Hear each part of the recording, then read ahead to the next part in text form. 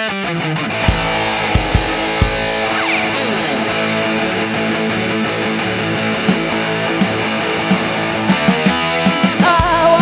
lumped up tonight. Listen to Rob Rossi and Rock of Mine on the only podcast that I'll hear that won't make me wanna rip off my ears. Oh, the Rock Show, the Rock Show, the Rock Show, the Rock Show, the Rock Show. The Rock Show, oh, I want the Rock Show.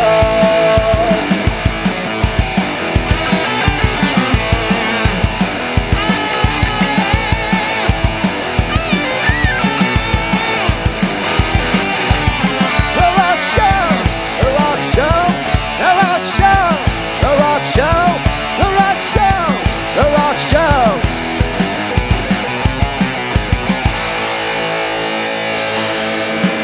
I want the Rock Show. Let's get lumped up. Hello, people. Welcome to another exciting show, The Rock Show. And this is episode 184.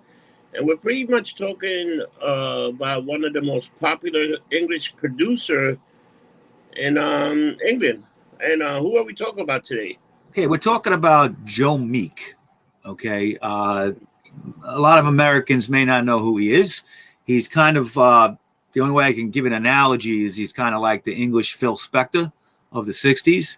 But even, a little more different than that. He was known in America for really two tracks, okay, two songs. One was called Telstar, which was a 1962 number one hit, the first British band to ever have a number one hit in America by the Tornadoes. It was an instrumental song, kind of like a space age, a lot of electronic sounds. I'm sure everybody's familiar with it. They've heard it. The other song is called Have I the Right by a band called the Honeycombs. And it had a very popular sounding, I shouldn't say popular, but very strange sounding guitar and drum beat and everything, very innovative for the time. He's known as really one of the greatest producers of all time, just for his innovativeness. Okay, the stuff that he came up with. I mean, he recorded most of his hits in like an apartment above a store, a leather goods store, I believe it was. And it just was done very primitively, but also at the same time, he was very innovative in coming up with electronic sounds and stuff like that. I think he's like the pioneer of that electronic sound, kind of space age weird music, Yeah. Wow. Anybody into like electronic music and things like that owes something to him, whether they know who he is or not. Sadly, his life is a story of triumph and tragedy. Okay, I mean, he was a number one star in the 60s. He had a lot of hits in England. And, he broke through in America a little bit. And unfortunately, he committed suicide in 1967. I'll go into that towards the end of the show. Very sad. There's a movie about him called Telstar, the Joe Meek story. We'll talk about that a little bit at the end. But let's get into it. Let's talk about Joe Meek to give everybody some of this cool information about him. All right. So his name was Robert George Meek. They called him Joe. And he was basically an English record producer, sound engineer, and songwriter who pioneered space age and experimental pop music. He also assisted in the development of recording practices that are in effect today, like overdubbing, sampling, and reverberation, meaning echo and stuff like that.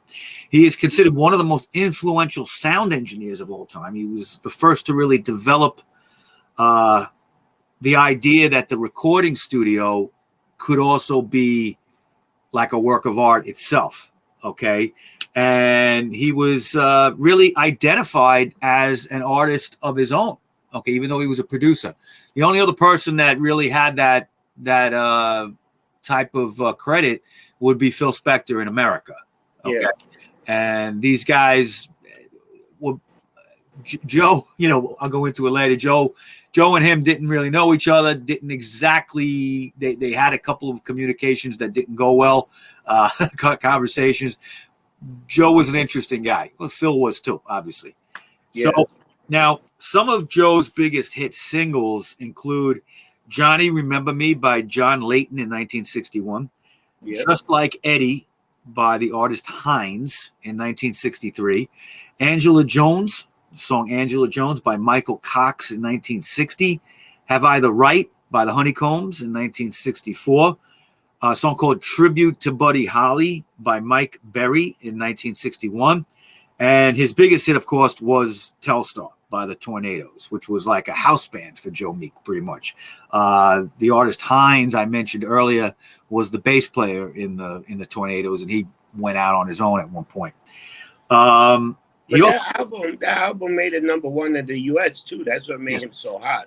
Yeah. It was #1 for a couple of weeks, and it was in the charts for quite a while too. The entire charts. So he also produced the pop music film called "Live It Up," and that was actually released in America under the title "Sing and Swing" in 1963. In those days, there was a lot of rock and roll movies that came out, and he jumped on that. Now, he has a concept album that called "I Hear a New World" that was recorded in 1960, but it never was released in its entirety until decades later. It's considered an innovative album in its use of electronic sounds. Now, his reputation for experimenting in recording music was recognized by the Music Producers Guild in 2009 when they created the Joe Meek Award for Innovation in Production, which is a tribute to his pioneering skills and his spirit in the studio.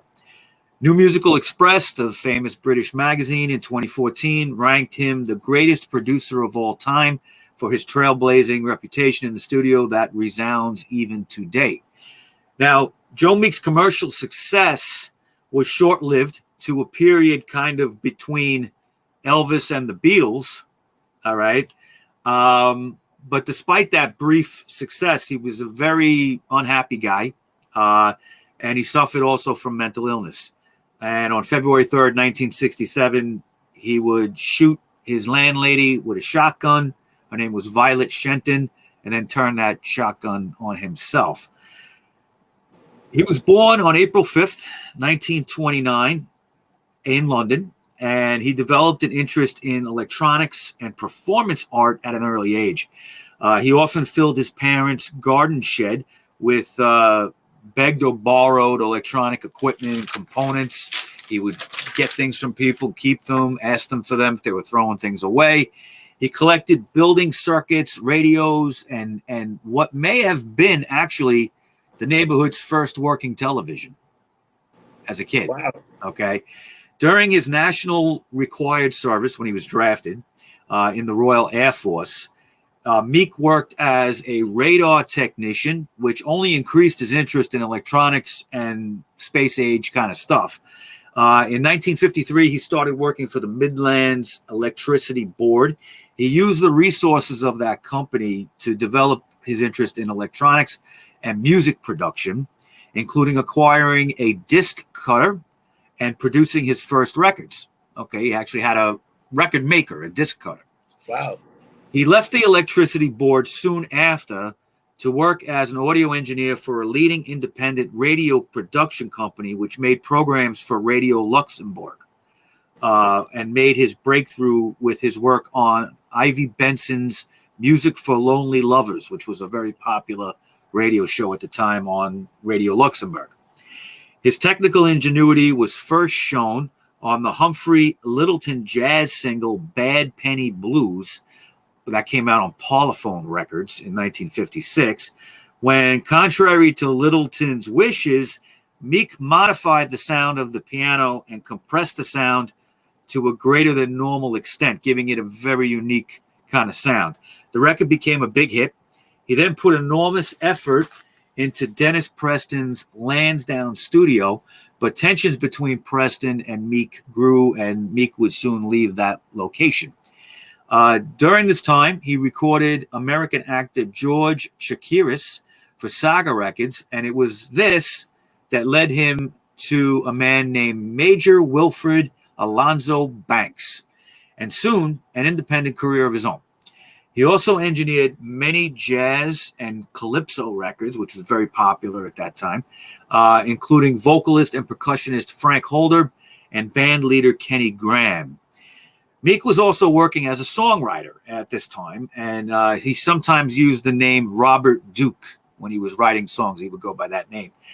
After being initially released by Eddie Silver and later by Tommy Steele, the Duke composition called Put a Ring on My Finger was recorded by Les Paul and Mary Ford. That's right, that Les Paul. Wow. In 1958 and reached number 32 on the U.S. charts. People forget Les Paul was a musician too, not just a guitar man.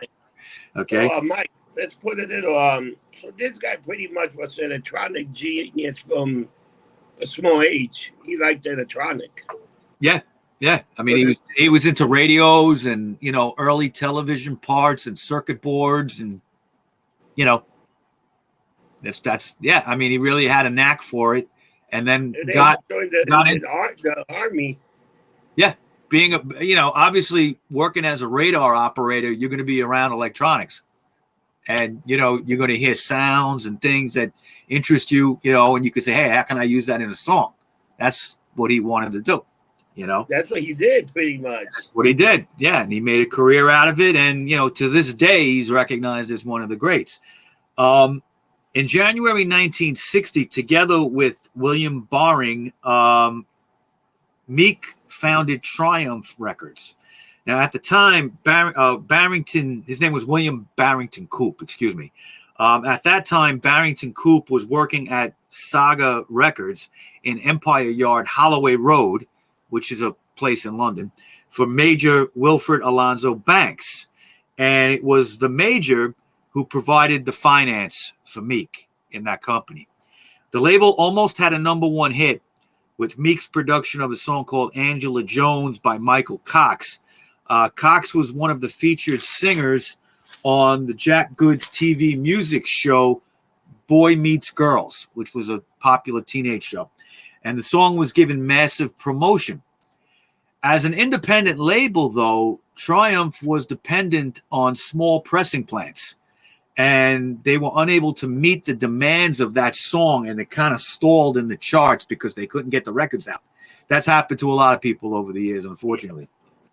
Now, despite that, it did go top 10, very respectably, and the appearance of being in the top 10 demonstrated his need for a distribution network that could compete with the major labels. He realized he had to get his music out there in a big way. So Meek's lack of good business sense, unfortunately, and his uneven temperament led to the label's demise eventually. Meek later licensed many Triumph recordings to labels like Pi Records or Top Rank, which were releasing a lot of British artists in the 60s. In 1960, Meek would conceive, write, and produce an outer space music fantasy album titled I Hear a New World with a band called Rod Freeman and the Blue Men. The album would be shelved for many decades, apart from the release of a few EPs with some tracks on it over the years. Eventually, in the 2000s, it would come out in its full form. You could hear it on YouTube. It's pretty interesting.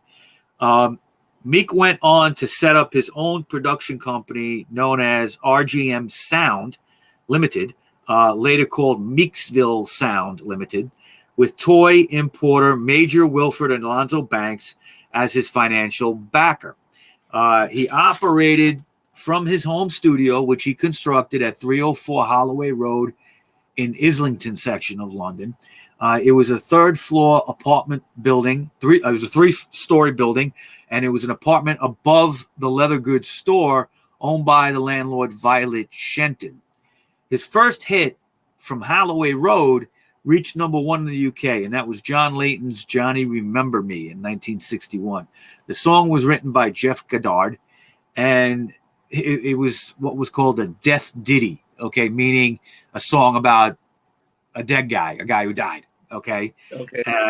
Like a sad song like Dead Man's Curve or, something like that, okay? Yeah. Now, the way this song was promoted was very interesting. John Layton's manager was Australian entrepreneur Robert Stigwood. Do you remember the name Robert Stigwood? Yeah. Saturday Night Fever, the Bee Gees. Yeah. He produced Saturday Night Fever. This guy was a real, like, old school, no nonsense, like promoter, manager, like almost like something you see as a stereotype. Okay. He was out there hustling all the time. And what he did was he was able to get Layton a booking to perform that song several times on an episode of a show called Harper's West 1, which was a short-lived soap opera in which he would also make a guest appearance. So he was able to get this song in a popular TV show, and that helped launch that song. That definitely helped. Yeah, of course. So in 1962, he would write and produce the hit instrumental song Telstar. Okay. And that was performed by the Tornadoes. Joe Meek named it Telstar because there was a communication satellite that was put up at the time called Telstar. It was the early days of the space age. And I believe Telstar was the very first satellite to show live footage between the United States and London at the same time. So you could watch something live. Prior to that, everything was taped. Everything was, television was in its infancy, but all you had in those days was newsreels, and no one ever in England, no one ever saw a president of the United States speak live. Now you take it for granted, but Telstar was the first satellite that made that possible.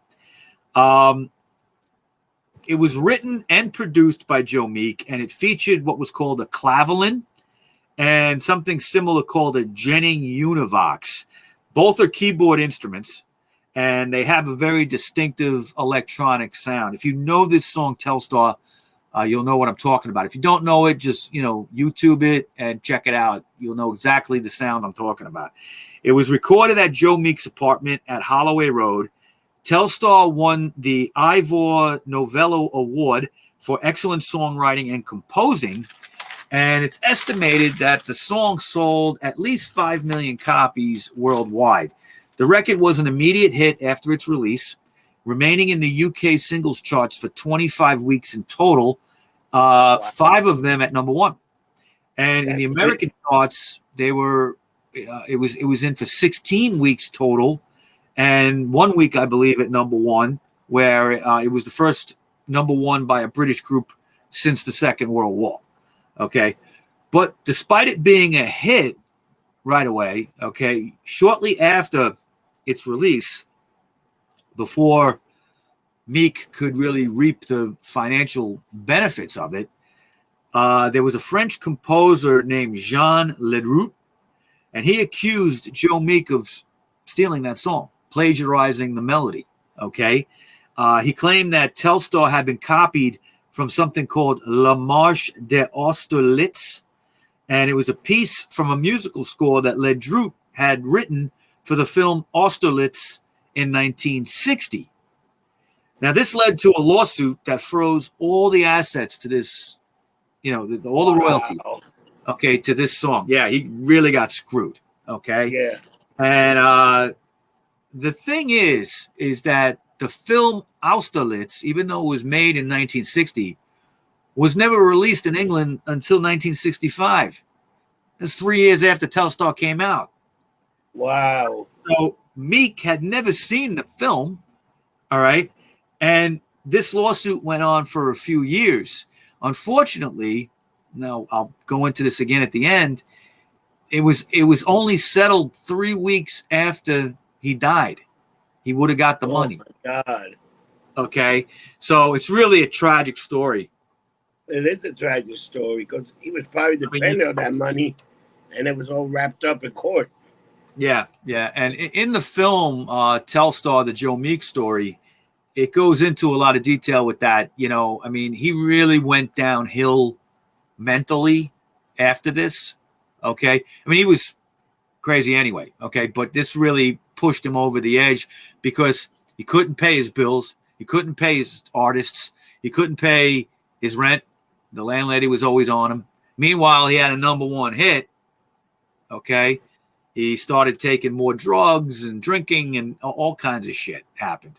So one thing that Joe is kind of known for on a bad level is he had heard some up and coming bands over the years that he had the opportunity to produce, and he turned them down. Okay. Certain person named Brian Epstein asked his opinion of the Beatles demo tape that was going around. Now, Meek said to him, "Don't bother signing these guys. They suck. It's just a fad." Okay. And he threw the demos in the garbage. He had an opportunity to produce the Beatles. Okay. And, yeah. And he said all this stuff out of Liverpool is shit. It's nothing. That's unbelievable. Yeah. Now, another band. Let me tell you. If you think that if all this negative shit was to happen to him, you think he would have been doing the Beatles? He might have been thinking more clearly. I don't know. He thought, as much as he was a genius, he was kind of like an egomaniac in a sense. Yeah. That he thought like his stuff was the best, and anything coming up would never be as good. And he wanted to have complete control over everything. So I don't know. Yeah. I don't know. He might have turned him down anyway. But if he was thinking more clearly, he would have realized, and I kind of wonder, just off the top of my head, like what would have a Beatles song sound like with a Joe Meek production? Would it have worked? Like Sgt. Pepper. Well, years before that, okay. I mean, you're talking. That's what they would have got first. It would have been Sgt. Pepper kind of.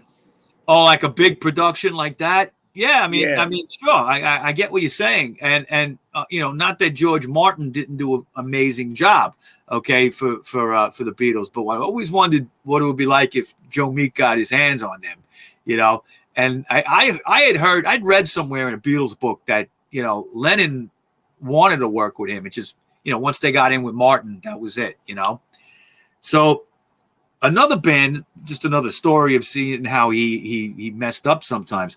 There was a band came in one time to record, and they were called the Moon Trekkers, and they were coming in to record with Meek, and they had I believe a maybe 16-year-old or definitely teenage singer by the name of Rod Stewart. Okay, and Meek instantly disliked Rod Stewart and didn't like his voice, and told the Moon Trekkers, "You got to get rid of this guy if you want to record with me," and they did. Rod Stewart. Okay, so in 1964, Meek would have his last big hit with the Honeycombs. Okay, the song "Have I the Right." Now, the prominent part of this song is the drum beat. Okay, which was enhanced in the studio, and this is shown very well in the film, when the band members were stomping on the wooden stairs in the studio, okay, with the beat. So you have like this drum beat, heavy beat, with a stomping sound of people stomping on the stairs, and he mic'd up the banisters with 5 different mics up and down and got the sound. And then what he did is he actually speeded up the song a little bit. When you hear it, the song almost sounds like it's too fast, like it's just slightly too fast. It's very cool. And unfortunately, the band could never produce that sound live for their show. Could never do it. So if you've ever heard a live recording of them doing that song, it doesn't sound anything like the record. It does. Yeah, you can't get that sound. So, all right. So that was his last big hit. Now, during this time, his personal life was falling apart. He was affected by a bipolar disorder and also schizophrenia. He once got a friendly phone call from Phil Spector, just a friendly phone call. How you doing? Maybe Phil wanted to talk to him about different techniques, or who knows? Okay. Yeah. Meek got completely paranoid in the phone call, accused him of trying to steal his work and Phil trying to steal Joe's work, and got completely paranoid about it, and basically hung up the phone in a huff. Okay, so he also was convinced that members from Decca Records had hidden microphones under his wallpaper in the studio. He was given to angry mood swings a lot, and also would go through bouts of depression. Sounds like typical bipolar kind of stuff. In the few years prior to his suicide, he would not use the studio telephone for any important calls because he believed his landlady had bugged the phones. He also believed she could hear through the chimney. Okay.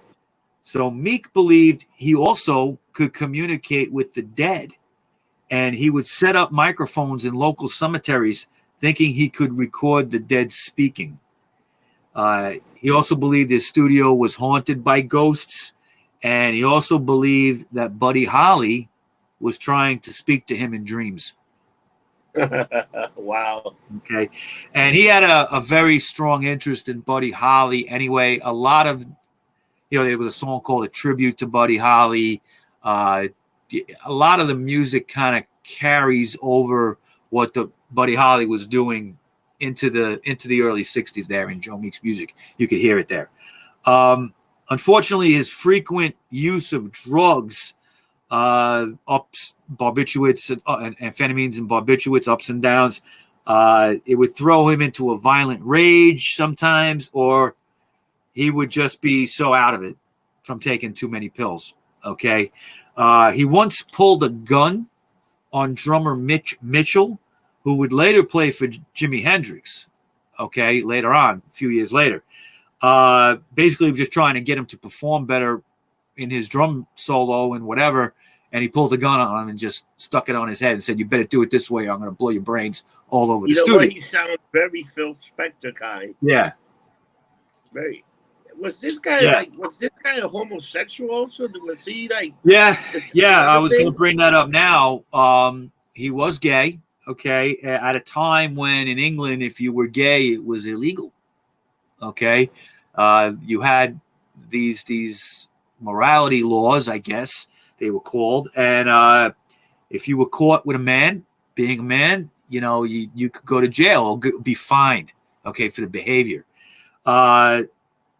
Sometimes people found out about Joe. Okay, and they would often blackmail him, saying, "Listen, I'm going to tell the world that you're gay." All right. And in a time when this was not legal, he could be severely hurt by something like that. In 1963, he was arrested and fined 15 pounds for being caught with a man in a London public toilet. Right? Yeah. Now, he also would walk around. To George Michael, too? George Michael in San Francisco, I think that happened to him. Yep. He would always walk around outside with sunglasses on, rain or shine. Basically, he was afraid that people were going to recognize him and blackmail him that he was gay. Okay, somebody he might have been with or something like that. It all came to a head on February 3rd, 1967. Meek was recording in the studio, and the landlady downstairs was complaining about the noise, which was an often big problem. Okay. I mean, if you're stomping on the stairs recording a song, you're going to have a problem with your landlord. Right. So she came up to complain, and he had a shotgun that was actually owned by Hines, who was the bassist to the Tornadoes and had his own solo career afterwards, and shot her. He shot Miss Shenton, Violet Shenton, killing her. And then he would sit down and turn the gun on himself. Okay. Shortly after, he would be buried at Newent Cemetery in London. Very sad ending, sad story. Very talented guy. Now, after his death, they found what was eventually called the T-chest tapes. T-chest, okay? A T-chest is a little thing you keep tea in, right? A little ceramic or something like that. He had all these recording tapes in these tea chests scattered around the studio. It turned out to be over 4,000 hours of material featuring a lot of artists that maybe would go on to bigger things. I'll name one, David Bowie. Wow. Okay. He was Davy Jones at the time. Billy Fury, very huge British artist at the time. Jimmy Page, Richie Blackmore. Okay. He just had these recordings put on the side in a little tea chest. Okay. I mean, this was liquid gold. Okay. Yeah.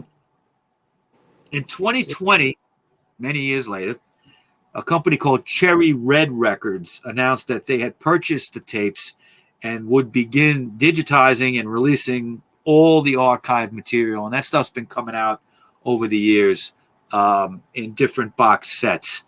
I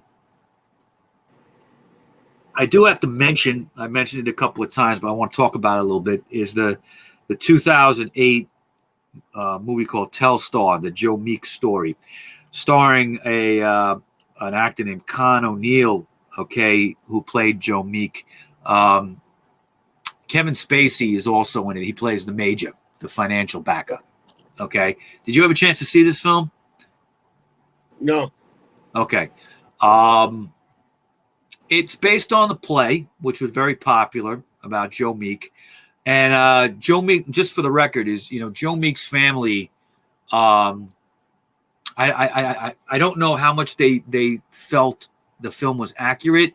I'm not sure what their opinion was, but the guy named Hines, who was the bassist to the Tornadoes on Telstar, and then had a top 10 career of his own, produced by Joe, is shown as Joe Meek's lover, okay, in the film.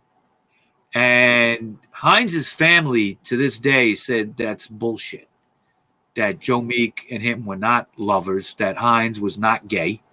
I just want to put that out there as just for the record, because if you see the movie, you're going to see that, he was making Hines his protege. That was true. Okay. He made him peroxide his hair white. Okay. And he, wrote for him and recorded and, put these songs out. They went out on tour. And, you see them having sex and stuff. And it's like, the family said that that's all BS. It's not true. So take it with a grain of salt. I don't know if it's true or not. Hines would die, I believe, in the early 2000s. I don't think he even made 60 years old. Unfortunately, he had gotten very sick. Yeah. All right, so that's the Joe Meek story. Yeah, but that whole thing, and all those people that he had on that tea chest, man, wow. Yeah. He had everybody on there. Jimmy Page, Richie Blackmore, who would start Deep Purple. Also, one guy that worked with Meek too that I didn't mention is Screaming Lord Sutch. We did a good show on him a couple of years ago. I was like, yeah, wow. yeah. I mean, a lot of that. If you listen to Screaming Lord Sutch records from the early '60s, it's all just like crazy horror themed stuff, and that was all Joe Meek. That was Joe Meek. Wow, yeah. Yeah. It all makes sense. So, Mike, thank you for a wonderful episode, man. And just like Phil Spector, these guys live fast, and holy shit, they made a lot of good music, and they were both kind of psychopath. Yeah. I mean, there's always that fine line between creative genius and insanity. You know what? And this guy was a genius that lost his damn mind. Yep. Yep. And I guess this is what happens. I guess them holding his money back and being in court that long, that probably got a toll on him too. So well, he couldn't do what he wanted to do, and that case was settled 3 weeks after his suicide. All right, it was like millions of dollars. Wow. Sad. All right, Mike. So how can people get in touch with you if they want to drop a letter or send you a suggestion or an idea for the show? Yeah, I'm open to ideas. Definitely, you can do that. You can find me. I'm all over social media. I'm on Facebook under Rocko Mike, not Rocker Mike, Rocko Mike. And you can find us also on the Rock Show podcast group page on Facebook. Subscribe to that. There's a lot going on there every day. I'm on Instagram as Rocker Mike 212. I'm also on Twitter, Rocker Mike 212. You could find me on Clout Hub, MeWe, Truth Social, and Getter as Rocker Mike. And what about you, Rob? Unlike the angel shot, I always take one of those devil shots. You know what I mean? Well, Inside joke there, people. Inside joke. Well, you can find me on Facebook, Instagram, and Twitter, and also Thread. You can find me on Thread too now. What's it called? Thread, the new thing that competes against. It's made by Instagram. Tread. Yeah. I never heard of it. Wow. Okay. Yeah, it's brand new. It's from Instagram. It's their version of Twitter. It's pretty much the same thing. Okay, I gotta look that up. Is it put out by Facebook? Because Instagram and Facebook are the same. Yeah, it's put out by the same thing. It's just these guys. They're taking out their chance and see which got a bigger one. And overnight, and when that thread came out the first time, it got over 10 million people. People log into it. Because some people are pissed off at Twitter. So everybody's pissed off. So you're on there under Getting Lumped Up? Yeah, Getting Lumped Up. It's my same handle that you got on Instagram. So whatever you got on Instagram, that will be your handle. Okay, people. If you like what you're seeing today, just subscribe to the channel, hit like. That helps Definitely us a lot. Like. Thumbs up. And we got some great shows coming up. Right now, actually, one show that I'm going to be working on is about the band Boston. More Than a Feeling, Boston. More Than a Feeling. I was just going to say that. I love that song. Yeah. And some of you might be surprised I would do a show on Boston, but I actually kind of like some of their stuff. Maybe not for really the musical reasons. It's kind of more like the production of it. Okay. Everything was done in the studio with that first Boston album. I'll go into all that. We might be taking a little rock show hiatus through September. We got a lot of other shows we're doing. We've got 3 other podcasts. And then we're going to pick it up again in the fall with some makings of and some live albums we're going to talk about. Not quite sure what yet. If you guys have any good ideas, put it in the comments or get in touch. Definitely like to hear from you. Okay. And Mike, another thing. Some people would ask, are we ever going to do a show like on Guns N' Roses or anything like that? Well, we did a show on the making of Appetite, right? For Destruction. Yeah, Appetite Destruction. But I'm talking about the band itself. Doing a whole show. I mean, I'm open to almost anything. We could do a show on that. It's they're one of the most popular bands of all time, one of the biggest selling bands of all time. Not one of my all-time favorites, but they're up there. To me, one of my favorite bands that I also like, and I love Monty Crew back in the day, like the whole thing with Dr. Feelgood. I thought that was a fantastic album when that came out. I kind of tuned out by that point. I liked, Shout at the Devil and stuff like that, like the early shit. Yeah. Before Vince Neil killed Razzle and yeah. It's like Van Halen. Van Halen was another band that was great. We haven't gotten into Van Halen, right? We haven't talked about Van Halen. We should do a Van Halen, but we're gonna talk about the David Lee. I didn't like only the David Lee Roth years. That's it. But the David Lee, that was like Hot for the Teacher was one of the hottest videos I ever seen as a kid. Think about that. Oh yeah, that was a classic. I mean, and the album, Van Halen 1, Van Halen 2. Mean Streets, those albums are great. We should do a show, but Van Halen fans, it's gonna end after 1984 because to me, nothing after that is worth listening to. I'm sorry. I don't mean to insult you. I know they got rabid fans, Van Halen, but they made some. Sammy Hagar to me was never a good fit.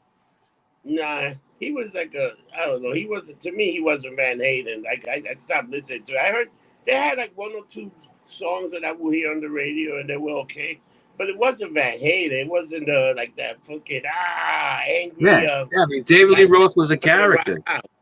Huh? David Lee Roth was a character. I mean, he was a showman. I think we should do Van Halen, the David Lee Roth years. All right. Yeah, I'm into that. Maybe we'll get to that by the end of the year. Because we haven't done something like that. That'd be something different. We haven't. Yeah, it's true. Yeah. It's true.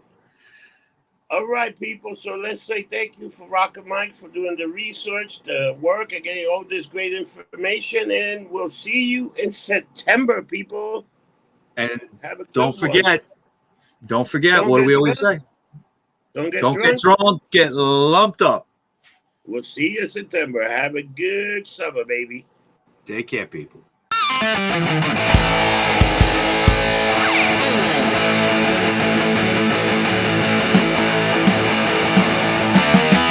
I wanna get lumped up tonight.